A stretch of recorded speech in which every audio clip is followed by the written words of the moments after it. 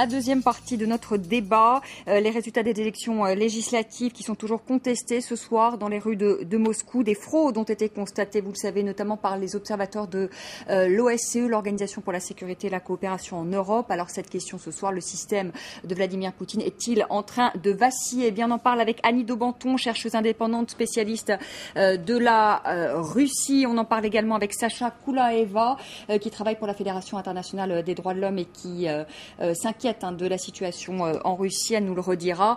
Alain Blum, qui est directeur du Centre d'études des mondes russes, caucasiens et centre-européens, avec Emin Iskanderov, qui est russe, président de Hermitage, une société russe de promotion immobilière. Alors avant de reprendre notre débat, ce reportage tout de suite que je vous propose de Ksenia Bolchakova, elle a suivi un réalisateur russe qui a réalisé un documentaire sur Mikhail Khodorkovsky, un ancien magnat du pétrole, ancien président de cette société Yukos, qui a été jeté en prison en Sibérie par Vladimir Poutine. Alors ce film documentaire de Cyril Tucci, vous allez le voir dans ce reportage, n'a presque pas pu trouver de salle à Moscou notamment. Regardez ce reportage. Avec son équipe, Cyril Tucci regarde les dernières nouvelles. La presse russe ne parle que de ça. Arrivé à Moscou pour l'avant-première, il s'est retrouvé à la dernière minute dans l'impossibilité de montrer Khodorkovsky son documentaire choc, fruit de 5 ans d'enquête. 30, 40 cinémas avaient donné leur accord au départ. Et bien sûr, j'étais très content. Je me suis dit, waouh, on va montrer le film en Russie. C'était une grande déception de voir que les salles se désistaient une à une.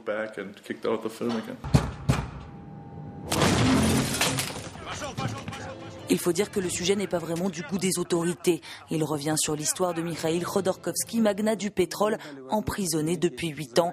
Un homme devenu l'ennemi juré de Vladimir Poutine. Les 2/3 des tycoons russes étaient rassemblés en compagnie des industriels américains quand soudain un homme est entré dans la salle et a annoncé l'arrestation de Khodorkovsky. On a commencé à en discuter entre nous, mais ça n'est pas allé plus loin. Pour moi, ce fut une surprise. Mais beaucoup de gens ici m'avaient prévenu. Et puis ils m'ont dit, on savait qu'ils ne diffuseraient pas ton film. Mais le vrai choc, ça a été de voir à quel point les gens peuvent s'écraser, comme c'est le cas dans tout système autoritaire. À défaut d'une vraie salle de cinéma, c'est donc dans cette petite galerie d'art que Cyril présente son travail. Une vingtaine de journalistes au rendez-vous. On est loin, très loin du grand lancement prévu au départ. J'ai reçu un coup de fil d'une des collaboratrices d'un des cinémas qui avait planifié le film. Paniquée, elle m'a dit que quelqu'un du comité de la culture, probablement le directeur, l'avait appelé et fortement recommandé de ne pas montrer ce film. D'autres auraient agi par autocensure, craignant des représailles des autorités. Il faut dire que quelques jours à peine avant la venue de Cyril à Moscou, Vladimir Poutine, justement, réunissait le Conseil du cinéma. L'homme fort du pays a demandé que l'industrie adopte un code éthique et moral semblable au code Hays, des règles qui ont régi la censure à Hollywood dans les années 30. Dans nos salles, à la télévision, à la radio, on constate un nombre croissant de contenus avec des scènes de violence, de meurtre, de trahison. Pour guider la production cinématographique, j'aimerais que des normes éthiques soient adoptées. Pas question pour autant de forcer les réalisateurs à s'y soumettre. Mais dans un système où les films dépendent le plus souvent des aides de l'État, difficile d'envisager une liberté totale dans la création. Quant à Cyril Tucci, il a eu le courage de faire ce qu'aucun réalisateur russe n'a même tenté, un vrai documentaire sur le sujet le plus sensible de la Russie poutinienne. Annie Daubenton, ça c'est un exemple du système Poutine, c'est-à-dire un réalisateur qui fait un film qui gêne le pouvoir, qui n'arrive pas à trouver de salle pour diffuser son film, ce qui montre quand même que la liberté d'expression est pour le moins réduite dans ce pays. Oui, mais on peut dire que toute l'affaire Khodorkovsky est emblématique du système Poutine. C'est-à-dire que c'est à la fois quelqu'un qui a fait effectivement fortune pendant les années Yeltsin et puis Poutine, etc. Mais c'est quelqu'un qui se trouve confronté à Poutine avec une insolence inimaginable. Et le film le montre parfaitement. Et donc à ce moment-là, Poutine, si je puis dire, va aller jusqu'au bout. c'est-à-dire va l'envoyer en Sibérie, va l'envoyer dans le nord du pays, dans des endroits absolument inimaginables, enfin qui ressemblent vraiment au bagne du 19e siècle, pour une affaire qui est une affaire, disons, au pire de corruption économique, ce qui n'est pas tout à fait vrai si on connaît le contexte économique de la Russie naissante du début des années 90. Alors ensuite, sur la projection de ce film, ce qui est très intéressant et ce qui est dit dans ce reportage et qui est frappant, que m'a dit également une amie journaliste russe, c'est que la censure est terrible et l'autocensure est terrible. Et ce qui est intéressant dans ce dont nous parlons depuis quelques minutes, c'est qu'effectivement, la peur est tombée et l'autocensure est tombée. Donc ce qui se passe avec la projection de ce film, c'est effectivement en vase clos restreint. L'affaire Khodorkovsky n'a rassemblé quasiment personne. On en a beaucoup parlé à l'Ouest, mais en Russie, c'est quelque chose qui a rassemblé je sais pas, une poignée de manifestants et rien d'autre. Et là, tout d'un coup, les choses sont en train de se renverser en se prenant sur tout à fait un autre angle et un autre aspect de la vie et de l'évolution politique du pays. Alain Blum, sur quoi tient ce système Poutine? Sur une forte croissance, 7% de croissance, notamment sur la situation économique? Alors, c'est certain qu'il tient sur son point de départ, c'est-à-dire sur ce côté très désorganisé de la fin des années Helsinki, et donc cette capacité que le pouvoir a eue de reconstituer une économie avec une forte croissance. Ça, c'est très clair, et je pense que ça a tenu longtemps là-dessus, c'est-à-dire que... Mais d'ailleurs, c'est pas lié au fait qu'il y ait eu un pouvoir autoritaire. Moi, j'y crois pas là-dedans. Ça a été une conjoncture. Il fallait passer à ce stade-là. Et ça a été une période où, grâce à la croissance économique, qui est venue aussi de la hausse du pétrole, etc. Enfin, il y a tout un ensemble de choses. Grâce aussi à une reconcentration des industries, sans doute, le pouvoir a pu payer les retraites, effectivement, il y a eu une amélioration du niveau de vie. Voilà, il y a une amélioration quand même du niveau de vie qui est quand même très nette. Voilà, tout à fait. Donc, mais là où il y a une ambiguïté, c'est que je ne pense pas que c'est parce que Poutine a été autoritaire. Et ce qu'on voit, c'est qu'avec cette amélioration du niveau de vie, le système économique s'est développé, et maintenant, cette forme de pouvoir ne peut plus fonctionner là-dessus. Donc je crois que c'est vraiment ce point-là. Poutine, au départ, effectivement, a permis... Alors Poutine... je dirais pas que aujourd'hui, finalement, ça ne suffit plus à vous entendre. C'est plus compatible, surtout. C'est-à-dire qu'il y a une demande de liberté, il y a une demande de circulation. On n'a plus besoin de ce côté très policier, d'ailleurs même de sa présentation, de ce côté très autoritaire. Les gens, c'est des jeunes qui sont maintenant aux manettes de l'économie. C'est plus la génération Helsinki. Et le mur de la peur est tombé, comme le disait Annie de Bonsoy. Ça, c'est important parce qu'on en a souvent parlé pour les révolutions arabes, du mur de la peur qui d'un coup tombe et qui a permis à ces gens peut-être de se libérer de l'oppression. C'est quand même un moment fort. J'aimerais bien réagir. Ça devient entre les deux. Mais j'aimerais bien quand même réagir. Parce que le mur de la peur, regardez, avant de venir ici, je regardais la presse russe. Je regardais sur Internet, RBK, Gazeta, Commerçant. Vous voyez, tout ça, c'est de la presse qui est accessible à tout le monde. Et je peux vous dire que les événements qui ont lieu en Russie sont librement écrits dans la presse. Donc, si on parle d'un système autoritaire où il y a de la censure, pourquoi alors la presse, librement sur Internet, l'écrit? Donc déjà, parlons de ça. Deuxièmement, c'est très facile de dire que Poutine n'a rien fait, le pays s'est développé tout seul. Mais regardons les choses en face. Jusqu'au 99, avant l'arrivée de Poutine, dans le pays on ne savait pas ce que c'était payer des impôts, dans le pays on a privatisé tout ce qui était privatisable. Pour 10 millions de dollars on privatisait un actif qui coûtait 1 milliard du jour au lendemain, d'accord? On a fait ça. Le système de Poutine est venu et il a équilibré, parce que pour qu'un pays fonctionne, il faut que les lois soient respectées. Les lois, elles existent, mais elles n'étaient même pas respectées. Personne ne respectait les lois jusqu'à la fin des années 90. Le système de Poutine a créé au moins une stabilité dans le pays, a créé une stabilité. Il ne faut pas oublier, en 98, le pays était en faillite. Tous les investisseurs étrangers, c'était... Il ne faut pas oublier deux guerres. La guerre en Tchétchénie, la guerre en Géorgie. Attendez, mais quelle guerre en Géorgie? Il n'y a pas eu de guerre en Géorgie.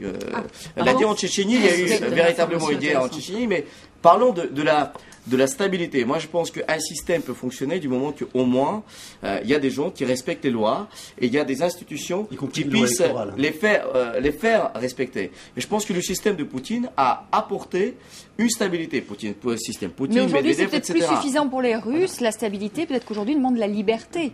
En plus de la stabilité. On n'a pas de liberté aujourd'hui? Alors justement, je pose la question à Sacha Koueleva. Vous avez parlé de la liberté de la presse. Est-ce que la liberté de la presse est totale en Russie? Justement, donc je lui pose la question. Je pense que le situation de la presse, effectivement, est très particulière. Surtout, il faut rappeler la taille de la Russie, la taille du pays. Et effectivement, les informations libres circulent, comme vous avez très justement dit, sur Internet. Or, il y a entre peut-être 30% de population russe qui a accès à Internet. Par contre, si on parle de papier, de journaux, de la télévision qui est quand même très contrôlée par l'État et la presse qui est accessible à tout le monde, là, la situation est extrêmement différente. Après, je pense qu'il faut aussi souligner les composants très importants du système Poutine, qui est les composants idéologiques et qui est quand même très imposant. Je veux rappeler par exemple le slogan qui a été un peu partout dans toutes les rues de Russie ce dernier temps avant les élections et qui disait « Si tu es pour Poutine, tu es pour le front », qui évoque bien évidemment les Seconde Guerre mondiale, le fameux slogan tous pour le front, tous pour les victoires, et qui fait effectivement aussi parallèle avec un autre slogan très connu, si tu n'es pas avec nous, tu es contre nous. Donc effectivement, si tu es pour Poutine, tu es pour le front, donc si tu n'es pas, c'est un problème. Et cette idée, elle est quand même très incrustée dans les médias, dans les têtes des citoyens. Et on peut parler aussi de la situation dans les écoles, où il y a maintenant des consultations régulières pour savoir à quel groupe informel appartient des enfants de 14-15 ans, et à quel groupe de subculture ils appartiennent, etc. Il y a un contrôle quand même très, très, très présent, omniprésent. Pourquoi ce contrôle dans les écoles? Je pense que ça fait partie justement du système Poutine, de ce qu'on appelle le système Poutine, et d'un système qui est quand même hautement autoritaire de mon point de vue, malgré quelques signes de... En fait, c'est de l'autoritaire intelligence. C'est-à-dire qu'effectivement, il y a beaucoup de débats. Ça, c'est vrai qu'on ne peut pas dire...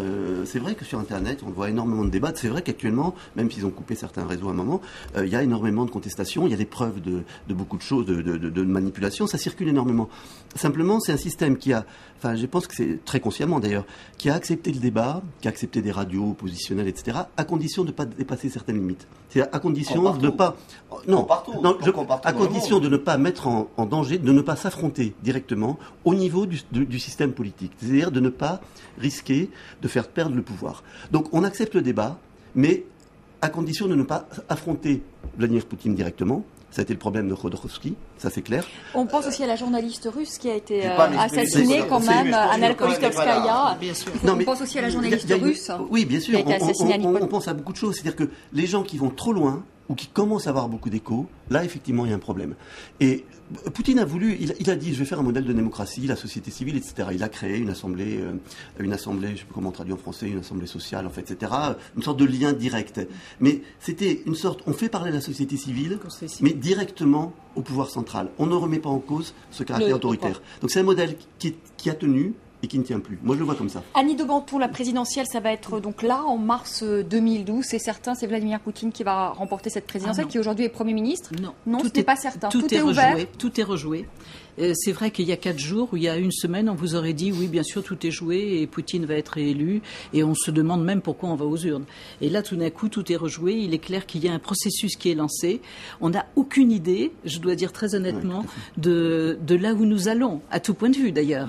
Aussi bien sur la détermination de la société, qui va quand même... On peut imaginer une révolution russe. Qui est très pacifique, très autolimitée, je dirais. De ce point de vue-là, elle est prometteuse. C'est pas du tout ce sont pas des rassemblements ni violents, ce sont des slogans qui sont finalement très classiques. Et il peut y avoir le réveil d'une société. Alors là, c'est effectivement au pouvoir de jouer. Si le Kremlin arrive à trouver une astuce du genre de celle qu'elle avait trouvée il y a quelques années avec Medvedev, parce que c'était quand même une bonne astuce qui a quand même un peu marché. Et là, je pense que la plus grande erreur qu'ils aient fait, c'est le 24 septembre, quand ils ont montré à la population qu'ils avaient grugé la population. Ils l'ont montré ouvertement à la télévision. Et ça, je pense que c'est déterminant pour ce que nous avons vécu ces derniers jours. C'est une stratégie stupide. J'aimerais rebondir. Déjà, sur le fait, quand on parle, voilà, il y a eu Medvedev, il y a eu Poutine, ils se sont échangés. Pour vous, l'Israël, c'est un État démocratique ? Je peux vous dire que depuis 15 dernières années, on voit les mêmes premiers ministres qui passent de ministre de la Défense, de nouveau ils reviennent Premier ministre. Il n'y a pas de deal. Écoutez, il est où le deal? Medvedev a été élu d'une façon démocratique. Je suis désolé. Il y a un deal entre Vladimir Poutine et comment vous savez qu'ailleurs il n'y a pas de deal? Arrêtons. Parlons de la Russie. Donc déjà, d'une part, les Russes ont cru en Medvedev. S'il vous plaît, juste deuxième chose. Moi, je pense que nous ne faisons pas d'illusions. Il y aura aucune révolution en Russie, aucune révolution. Je pense que majoritairement la population russe veut une stabilité, veut un pays fort. Donc je pense que le Premier ministre Poutine va être le président de la Russie au mois de mars. Mais par contre, là où vous contredites, là où vous dites, d'un côté vous dites qu'on est on est dans un pays où il n'y a pas de démocratie, de l'autre côté vous dites que voilà, il est tout à fait possible qu'il y ait une élection différente. Ben oui, vous voyez, donc soit on est dans un pays où il ne peut pas y avoir d'élections, soit on est dans un pays où il y a des élections. Disons que le processus démocratique a été ouvert par la société il y a quelques jours. Avec 5000 personnes. Non. Avec 5000 personnes qui sont financées par une opposition. Non mais s'il vous plaît. Moi je pense que c'est quelque chose d'extrêmement intéressant ce que vous venez de dire, effectivement, qui sont financés par l'opposition. Donc cette idée que les gens qui sortent dans les rues sont financés tantôt par l'opposition, tantôt par les milieux criminels, tantôt par les bailleurs occidentaux. Quelle opposition? Pas celle qui est l'opposition qui savait dès le début qu'elle n'allait pas qu'il allait avoir aucune chance d'avoir des sièges au Douma. Je vous dis, l'opposition qui était au pouvoir sous l'époque de Yeltsin, qui avait détruit le pays, aujourd'hui ils font sortir des gens dans la rue. C'est sympa, mais l'opposition qui est élue et fait sortir personne. Justement, il y a 4 partis aujourd'hui à l'Assemblée. Si on peut se permettre, c'est quand même très intéressant parce que Alain Blum parlait tout à l'heure de la révolution orange et finalement le processus est quelque part le même. C'est-à-dire que les gens qui sont dans la rue, si vous ne voulez pas l'appeler l'opposition, sont des gens qui n'ont pas forcément des revendications politiques très précises. D'ailleurs, c'est ce qu'on a vu dans les révolutions arabes non plus. Mais bien sûr, des gens qui aspirent à plus de liberté. Ce sont des gens qui veulent tout simplement un scrutin honnête. Et donc, c'est la revendication démocratique minimale. Et ça, c'est très prometteur et très intéressant et très surprenant. Tout à fait. Moi, je pense qu'effectivement, ça, c'est quelque chose de très important, que les gens qui sont actuellement dans les rues ne sont pas venus pour une partie d'opposition ou même pour l'opposition tout court. Ils ne sont pas là ni pour le Parti national bolchevique, ni pour le Solidarność. Ils sont là parce qu'ils ont ras-le-bol. Et ce qui est très intéressant aussi, c'est que les gens qui sont là ne sont pas les mêmes qui étaient dans les rues dans les années 90 et juste après, parce que c'est les gens qui, à l'époque, même pendant les perestroïka et les grands mouvements, ne voyaient pas leur place dans les rues, maintenant sont venus. Et il faut quand même rappeler que actuellement, les observateurs parlent des blindés et des hélicoptères militaires qui tournent autour de la place. Donc les 5000 personnes dont on peut parler avec tellement de légèreté, apparemment, c'est pas la façon de les percevoir par le gouvernement. On arrive au terme de ce débat. Il y a peut-être quelque chose donc, à vous entendre qui est en train de bouger en Russie. Et quand je vous entends Annie ou quand je vous entends Alain Blum, eh bien, les jeux ne sont peut-être pas faits pour la présidentielle de mars 2012. Merci à tous les quatre d'être venus sur le plateau de Les Jeux sont ouverts. Merci d'être venus sur le plateau de France 24 pour nous parler de la situation en Russie. Merci à vous de nous avoir suivis. Je vous retrouve demain, 19h10, pour un nouveau débat sur France 24. Très belle soirée.